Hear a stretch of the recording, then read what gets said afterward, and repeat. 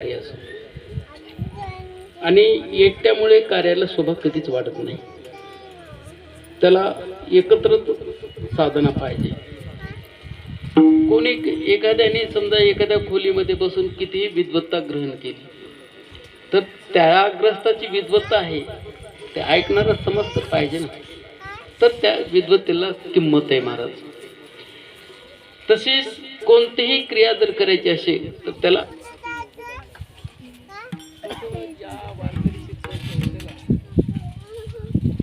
निर्माण होण्याकरता प्रेरणा लागते. कारण त्याची सद्बुद्धी तयार व्हायला पाहिजे की आपण काय केलं पाहिजे. आणि सद्बुद्धी होण्याकरता स्वतःला काही अनुभव आला ना आमची सद्बुद्धी छान. तसं सिद्धेश्वर बाबाचा विचार जर केला तर पूर्वपीठिकेमध्ये त्यांचं सांप्रदायिक शिक्षण सदानंद महाराजांनी आणि त्या शिक्षणावर काय मार्गदर्शन घेतले कसे मार्ग केल्यानंतर काय आपण काय होऊ शकतो आणि याची अनुभूती आल्यानंतर साधकाला समोर जिज्ञासा सहजासहजी जिज्ञासा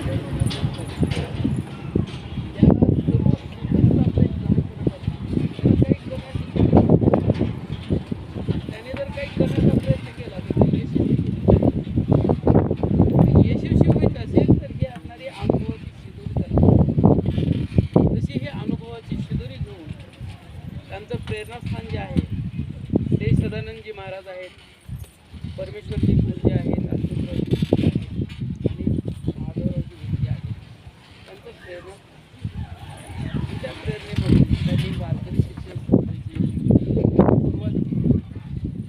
कारण कार्यकारण भावामध्ये सुरुवात करत असताना सर्वजण सर्व कार्याची सुरुवात करतात. सर्वजण यशस्वी भाग काही जण यशस्वी होण्याकरता खूप प्रयत्न करतात परंतु यशस्वी होत प्रयत्न करतात पण यशस्वी होत नाही. तर त्याचं कारण आहे आपल्या सभोवती जे वातावरण जे असतं आपण जे कार्य करतो त्या कार्याला सकारात्मक ऊर्जा बाजूची पाहिजे महाराज. तर ते कार्य सफल होतं आणि ते कार्य पुढे चालत राहतं. सकारात्मक ऊर्जा जर बाजूला नसेल तर माणूस तिष्ठून एकटाच राहशील तर तो त्या असणाऱ्या समोरच्या येणाऱ्या अडचणीवर मात करून पुढे जाऊ शकतो. पण सामुदायिक कार्य जे असतं ना नकारात्मक ऊर्जा असेल ना तर सामुदायिक कार्य खंड पडतं महाराज. म्हणून सामुदायिक कार्याला सकारात्मक ऊर्जा लागते. आणि ही सकारात्मक ऊर्जा ईश भगवान गणेशजीच्या कृपेने सर्व साधू संतांच्या कृपेने त्याचबरोबर यांनी सर्व साधू संतांचा आशीर्वाद घेतला आहे. जोग महाराज आहेत, बंकटस्वामी आहेत, भगवान बाबा आहेत, दादा आहेत, रामकृष्णजी महाराज आहेत आणि खंदारे गुरुजी आहेत. ही सर्वांचं असणारं योगदान आहे. त्यांचं आशीर्वादाचं योगदान आहे. त्याच्यानंतर या ठिकाणी मार्गदर्शकही खूप जण आहेत, मार्गदर्शन आहे त्यांचं. पण मार्गदर्शन जरी असलं तरी कोरड्या मार्गदर्शनाला काय उपयोग आहे महाराज. आमच्या माता माऊली असतात महाराज. लहान मूल जन्मल्यानंतर शेजारणीकडे पाहायला जाते लेकराला. काय करते? शेजारणीकडे पाहायला जाते लेकराला. आणि लेकराला पाहायला गेल्यानंतर शेजारी त्याचं कोड कौतुक करते. कशाने? तोंडाने कोड कौतुक करते महाराज. त्या लेकराच्या आईला बरं वाटतं. आणि काही अडचण आली, त्याला ताप आली, दुखायलं तर हे म्हणते अरे अरे ताप आली दुखायलं, त्याला दाखवायला पाहिजे, दवाखान्यात न्यायला पाहिजे. आणि त्या मातेकडे आर्थिक सहाय्य कुठलंच नसतं. नुसतं तोंडानं बडबड करते महाराज. सांगा मला तोंडानं बडबड करून भागल का ते? भागणार नाही महाराज. त्या ठिकाणी आपल्याला जे सहकार्याची जी भावना असते त्या सहकार्याच्या भावनेमध्ये त्याला पुढे कसं जाता येईल ही सहकार्याची भावना असते. नाहीतर बरेच जण महाराज गोड बोलणारी लय लोक भेटतात. गोड बोलणारी लय लोक भेटतात महाराज. गोड बोलणाऱ्या लोकांपासून सावध राहिलं पाहिजे महाराज. गोड बोलणारे लोक कधी धोका देतील ना हे सांगता येत नाही महाराज. विठ्ठला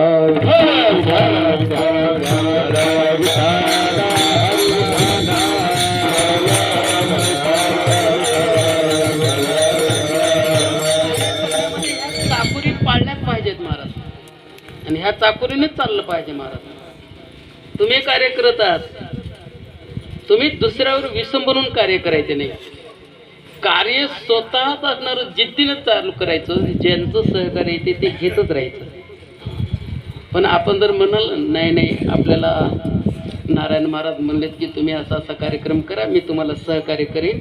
नारायण महाराज त्याच्या अगोदर 2 महिन्यापासून गायबच असतात महाराज. हे असं जे आहे, असे जे धोके आहेत, अशा ऐन टायमाला येणाऱ्या अडचणीला मात कशी करायची याचा असणारा गुण आपण अंगामध्ये आत्मसात केला पाहिजे. म्हणजे अचानक जरी आपल्याला अडचण आली तर अडचणीवर आपण मात केली पाहिजे. विठ्ठला विठ्ठला.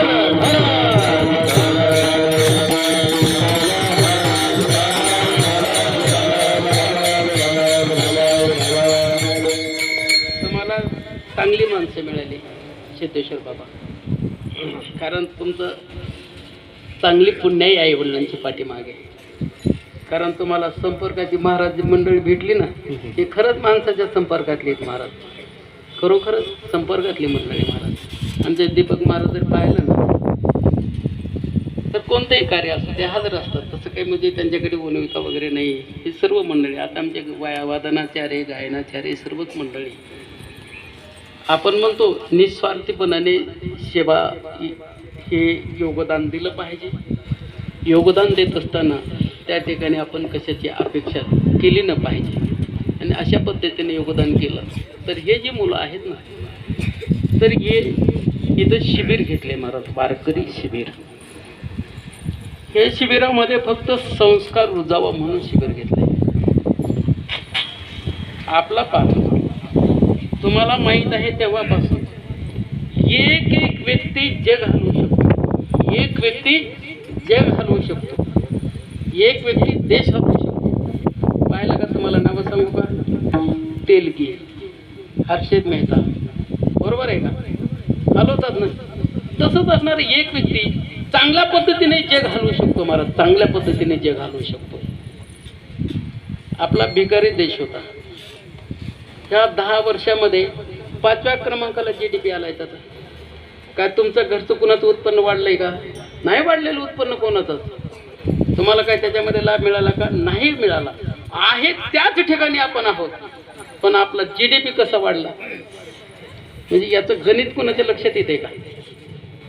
कारण एकच व्यक्ती आहे ना. तसे याच्यातलं एक एक असणारी व्यक्तिमत्व कोणत्या दिशेला कोणकड जाईल त्याच्याकरता त्यांनी एकाच दिशेने, चांगल्या दिशेने यावं याच्याकरता हा ओटा ठेव आहे. विठ्ठला विठ्ठला विठ्ठला.